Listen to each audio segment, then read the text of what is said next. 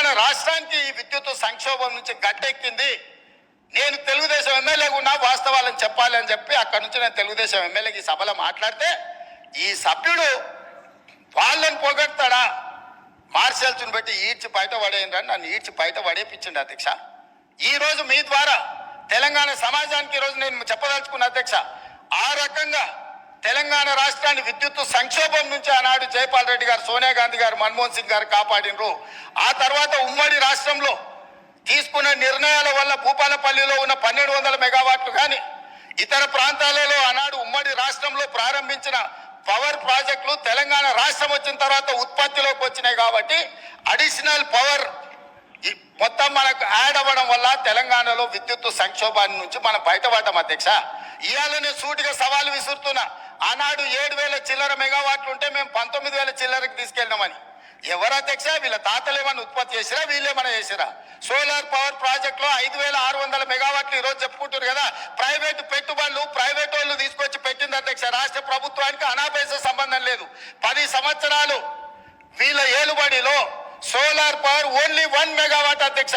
సిగ్గు లేకుండా ఇంకా కూడా మేము విద్యుత్తును ఉత్పత్తి చేసామని అబద్ధాలు చెప్పి సభను తప్పుదోవ పట్టించే ప్రయత్నం చేస్తున్నారు అధ్యక్ష. అదే విధంగా అధ్యక్ష, ఇవాళ PHL కు మేము నామినేషన్ పేజ్ మీద ఇచ్చినాం. గవర్నమెంట్ టు గవర్నమెంట్ ఇస్తే కమిషన్లు వస్తాయా? ఇది పద్ధతేనా?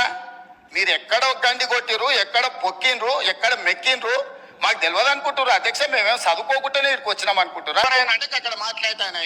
కమిషన్ల కక్కుర్తి పడి ఇండియా బుల్ నుంచి 1000 కోట్లు మెత్తి కాలం చెల్లిన సబ్ క్రిటికల్ టెక్నాలజీని BHL నుంచి మేము కొనుగోలు చేస్తామని వీళ్ళు వెళ్ళి ఒప్పందాలు చేసుకున్నాక వీళ్ళు పేమెంట్లు BHL చేస్తే BHL ఇండియా బుల్స్ గుజరాత్ కంపెనీకి పైసలు వాపసు ఇచ్చింది అధ్యక్ష. అంటే ఇండియా బుల్స్ కు వీళ్ళకు మధ్యలో జరిగిన ఒప్పందం, జరిగిన అవినీతి లావాదేవీలు, చీకటి వ్యాపారాలు, దాంట్లో భాగంగానే ఇండియా బుల్స్ కంపెనీని బెయిల్ అవుట్ చేయడానికి వీళ్ళు BHL దగ్గరకు పోయి కాలం చెల్లిన టెక్నాలజీని నామినేషన్ బేసిస్ మీద BHL కి ఇచ్చి తెచ్చింది అధ్యక్ష. ఎన్ని నెలలలో వీళ్ళు కంప్లీట్ చేస్తాం, రెడీగా ఎక్విప్మెంట్ రెడీగా ఉంటే 18 నెలల్లో పూర్తి చేస్తాం అన్నట్టున్నారు అధ్యక్ష. ఒకసారి ఆ రికార్డు కూడా మళ్ళీ ఇస్తా. ఆ రోజు అన్నాడు ఇక్కడి నుంచే మేము అర్జెంటుగా తెలంగాణలో విద్యుత్ కోతల్ని నివారించడానికి ఈ సబ్ క్రిటికల్ టెక్నాలజీని కూడా మేము తీసుకున్నాం, అవసరమైతే ఎన్ని వేల కోట్లు ఖర్చు అయినా తెలంగాణకు మేము విద్యుత్ ఇవ్వదలుచుకున్నాం అని చెప్పి ఇచ్చిండు అధ్యక్ష. కానీ భద్రాద్రి కొత్తగూడెంలో నిర్మించిన భద్రాద్రి పవర్ ప్రాజెక్ట్ ఎన్నేళ్ళకు పూర్తయింది అధ్యక్ష? ఇవాళ కూడా నీళ్ళు వస్తే నీళ్ళలో మునుగుతుంది అధ్యక్ష. కట్టాల్సింది ఎక్కడ కట్టాలనో అక్కడ కట్టలే, తీసుకోవాల్సిన అనుమతులు తీసుకోలే, పర్యావరణ అనుమతులు తీసుకోకపోవడం వల్ల NGT 16 మంది అధికారులను ప్రాసిక్యూట్ చేయమని ఆర్డర్ ఇచ్చింది అధ్యక్ష. వీరు పుణ్యమా అని పనిచేసిన అధికారులు జైలుకు పోయే పరిస్థితి వస్తే ఇవాళ రిటైర్ అయినరు, వాళ్ళు బిచ్చమెత్తుకొని తిరిగే పరిస్థితి వచ్చింది అధ్యక్ష వీళ్ళు చేసిన తప్పుడు పనికి. సో ఇవాళ భద్రాద్రి కూడా దాదాపుగా 6.5 కోట్లకు పర్ మెగావాట్ ఉత్పత్తి చేయాల్సింది 10 కోట్ల రూపాయలకు అంచనా పెరిగింది. 1000 మెగావాట్ల విద్యుత్ ప్రాజెక్ట్ 6,000 కోట్ల రూపాయలతో పూర్తి చేయాల్సింది ఇవాళ దాని అంచనా 10,000 కోట్ల రూపాయలకు పెరిగింది. 2 ఏళ్లలో పూర్తి చేయాల్సిన పని 8 ఏళ్లు పట్టింది అధ్యక్ష. ఇది వీళ్ళ ఘనకార్యం. యాదాద్రి సేమ్ BHLకి ఇచ్చి BHL నుంచి వెనకంగా సివిల్ వర్కులు మొత్తం వాళ్ళ బినామీలకు టెండర్లు ఇప్పించుకొని 1000 కోట్ల రూపాయల కుంభకోణం పాల్పడ్డారు అధ్యక్ష. ఇవాళ ఇట్లాంటి తప్పుడు పనులు చేసి ఈ తప్పుడు పనుల మీద ఇవన్నీ ఎవరికి తెలియదు అనుకొని అక్కడి నుంచే నిలబడి బుకాయిస్తే నేను తమ్ముళ్ళు కదా మీరు, మీకు ఒక మంచి అవకాశం ఇచ్చినాం, నిరూపించుకోండి, మీకంటే ఇంతకంటే మంచి అవకాశం ఏముంటుంది, మీరు నిరూపించుకోండి అని విచారణకు ఆదేశించిన అధ్యక్ష. వారి కోరిక మేరకు ఆదేశించిన. మేమనలే, మేము చెప్పినాం ఏ అవినీతి జరిగిందని మా వెంకటరెడ్డి గారు చెప్పిండ్రు. సరే వారి నెంబర్లు ఎక్కువ తక్కువ చెప్పారు, వాస్తవం తెలిసిన ఆయన ఆ నెంబర్ ఒప్పుకుంటలేడు. పోనీ వెంకటరెడ్డి గారు 10,000 20,000 కోట్లు అన్నాడు. వారు ఏం చెప్పాలి? మేము 20,000 కోట్లు తినలేదా, 15,000 కోట్లు తిన్నాం, మేము అట్లా కాదు, మేము సత్యహరిచంద్రుని వారసులం, నిజం చెప్తామని తిన్న 10,000 ఎంతో చెప్పాలి కదా అధ్యక్ష.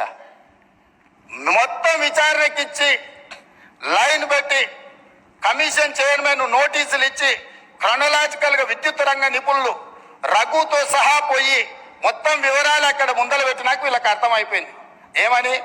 మేము దొరికిపోయినాం, మా దోపిడి బయటపడ్డది, మేము గ్యారంటీగా జైలుకి వెళ్లాల్సిన పరిస్థితి వస్తుందని చెప్పి కమిషన్ మీదనే ఆరోపణలు చేసి కమిషన్కు వ్యతిరేకంగా కోర్టుకు పోయారు అధ్యక్ష. ఏమని? అసలు విచారణే వద్దని. విచారణ కావాలన్నది వాళ్ళే, ఇప్పుడు మాట్లాడుతున్న మాజీ మంత్రి గారే విచారణ అడిగిండు. వాళ్ళ మాజీ ముఖ్యమంత్రి గారు నాకు విచారణ వద్దు, ఎందుకంటే సెగ తలగంగానే ఆయన వద్దని కోర్టుకు పోయింది. కోర్టు ఏమన్నది అధ్యక్ష, చివరికి కమిషన్ విచారణ జరగాల్సిందే, మీకు అభ్యంతరం ఉన్న చైర్మన్ గారిని మేము మారుస్తున్నాము అని అన్నాడు. ఇప్పుడు ఆ వాస్తవాలు విచారణలో ఉండంగా మేము బిహెచ్ఎల్కి ఇస్తే ఎట్లా తీసుకుంటామని అడుగుతున్నారు అధ్యక్ష. బిహెచ్ఎల్ సివిల్ పనులు ఎప్పుడైనా చేసింది అధ్యక్ష? వాళ్ళకి అనుభవం ఉందా? BHEL heavy electrical limited company అధ్యక్ష. ఎలక్ట్రికల్ మెకానికల్ ఎక్విప్మెంట్ మాత్రం చెప్తున్నా అధ్యక్ష. Balance of plant work, civil వర్క్లు మొత్తం టెండర్లు పిలుస్తారు. వీళ్ళ తెలివితేటలంతా ఇక్కడనే ప్రదర్శించారు అధ్యక్ష. మొత్తం గంపగుత్తగా బిహెచ్ఎల్కి ఇచ్చారు. బిహెచ్ఎల్ నుంచి మళ్ళీ టెండర్లు పిలిచేసి యాజ్ ఇట్ ఈస్ ఎస్టిమేటెడ్ రేట్లతోని 18% లెస్సులో కాంపిటీషన్ చేసిన బిహెచ్ఎల్ కు అంచనా రేట్లకు ఇచ్చారు. ఇవాళ 40,000 కోట్లు అయింది అధ్యక్ష. 40,000 కోట్ల మీద 18% అంటే ఎంత పోయినట్టు అధ్యక్ష? దాదాపుగా 8,000 కోట్లు 9,000 కోట్ల రూపాయలు ఇవాళ తెలంగాణ రాష్ట్రానికి విద్యుత్ శాఖకు ఇవాళ నష్టం వచ్చింది. ఎవరు బాధ్యత తీసుకోవాలి అధ్యక్ష? దీనికి దోపిడీ చేసిన వాళ్ళు కాకపోతే ఎవరు తీసుకుంటారు అధ్యక్ష? ఇవాళ తెలంగాణకు చీకట్లు లేవు అంటే ఆనాడు సోనియా గాంధీ గారు, మన్మోహన్ సింగ్ గారు మనకు 53.46% ఇచ్చిండ్రు. ఆంధ్రప్రదేశ్లో రాజు కేసు వేస్తామంటే ఇవాళ ఆయన లేడు, దయాకర్రావు గారు. నేను దయాకర్రావు గారు వెళ్ళి ఆ రోజు చంద్రబాబు నాయుడు గారికి, మీరు ఒకవేళ తెలంగాణకు అదనంగా ఇచ్చిన విద్యుత్తు మీద మీరు కోర్టులో కేసేసి తెలంగాణకి ఏదైనా నష్టం జరిగితే ఇది తీవ్రంగా పార్టీకి నష్టం జరుగుతుంది, మీ కేసు వేయడానికి వీల్లేదు అని చెప్పి ఆనాడు మేము అందరం కలిసిపోయి ఆంధ్రప్రదేశ్ ముఖ్యమంత్రిని మీరు కేసు వేయడానికి వీల్లేదు అని కొట్లాడి ఆపించింది మేము అధ్యక్ష. ఆయనేందో ఆయన గురువు, ఈయన గురువు. ఆయన గురువులకు పంగనామాలు పెట్టే లక్షణం మీది.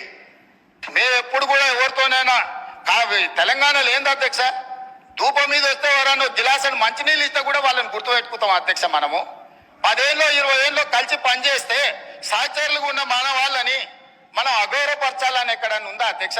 వాళ్ళకంటే తిన్నింటి వాసాలు లెక్కబెట్టే లక్షణం ఉంది. నాకు అట్లాంటి లక్షణం లేదు అధ్యక్ష. నేను మిత్రులను మిత్రులాగానే చూస్తా, సహచరులను సహచరులలాగా చూస్తా.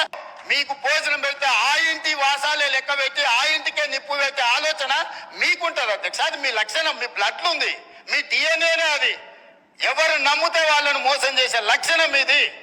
కాబట్టి మళ్ళొక్కసారి ఏదైనా మీరు అంశాల ప్రాతిపదికన మాట్లాడుండ్రి. వివరాల మీద ఈరోజు సగం రాత్రి కానీ చర్చిద్దాం. అన్ని రికార్డులు తీసుకొని వస్తా అధ్యక్ష. నేను మొత్తం రికార్డులు సభలో పెడదాం. తప్పు విలువ పట్టించే విధంగా, తప్పుడు ఆరోపణలు చేసే విధంగా మాట్లాడితే ఎవరు చూసుకుంటూ ఊరుకోరు. మీ వాదన ఏందో కమిషన్ ముందని చెప్పండి. ఇవాళ సాయంత్రానికల్లా కోరుకున్నారు కదా మీ నిజాయితీ, ఇవాళ సాయంత్రానికల్లా మీకు కమిషన్ చైర్మన్ నియమిస్తాం. మా ఉప ముఖ్యమంత్రి గారి అనుమతితో సాయంత్రానికంతా కొత్త చైర్మన్ కూడా అపాయింట్ చేపిస్తా అధ్యక్ష. నిన్న అసెంబ్లీ సమావేశాలలో ఉండి నిర్ణయం తీసుకోలేదు, ఎట్లాగో వారు గుర్తు చేసిరు. విచారణకు కొత్త చైర్మన్ నియమిస్తా అధ్యక్ష. రైస్ మిల్లులో దొంగతనం చేస్తే అతమే తెలంగాణలో ఉండే 64% ఆంధ్రప్రదేశ్లో ఉండే. విభజన చట్టం ప్రకారం తెలంగాణకు 36% వచ్చే విధంగా, ఆంధ్రప్రదేశ్కి 64% వచ్చే విధంగా ఉంటే జయపాల్ రెడ్డి వాళ్ళది ఎంత గొప్ప చరిత్రనో, ఎప్పుడెప్పుడు ఏమేం చేసిరో తాతలు ముత్తాతల నుంచి మొత్తం లెక్క చెప్తాడు అధ్యక్ష.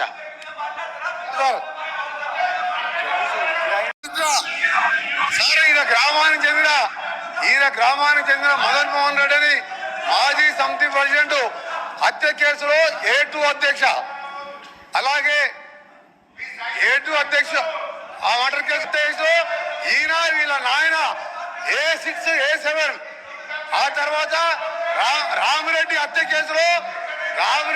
కేసులో A3గా ఉండి తడిపారు చేసిన మా జిల్లాకి వెళ్ళి 1 సంవత్సరం పాటు బహిష్కరించాడు.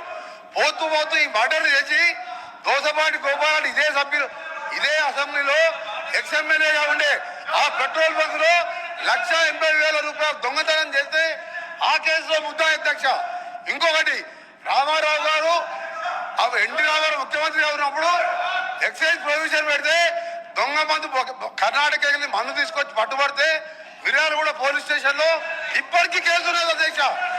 ఈయన కేసులు చెప్తే తప్ప ఈయన గురించి మాట్లాడితే మా గౌరవం పోతుంది అధ్యక్ష.